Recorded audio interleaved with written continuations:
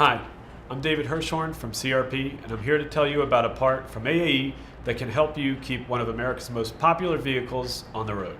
I'm talking about the Ford F-Series trucks, which have been extremely successful here in the US. In fact, the F-150 is literally the best-selling vehicle of all time, and they're made pretty well too, with many of the trucks from the 70s and 80s still in use today. Because they're often used for work duty, like on a farm or ranch, these trucks see plenty of wear and tear.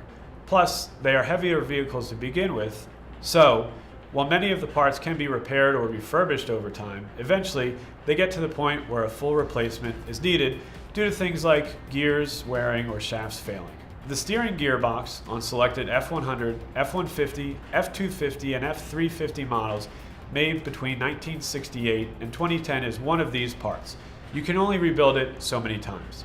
Luckily, AAE makes an all-new gearbox for these trucks, of which over 1.75 million are still in service. These steering gearboxes are better than OE with all new internals, including case-hardened shafts, oversized bearings, and of course, new cases. Since they're all made of new components, we don't need the cores back, so we're not charging anyone a core charge, and no one will have to worry about shipping these across the continent.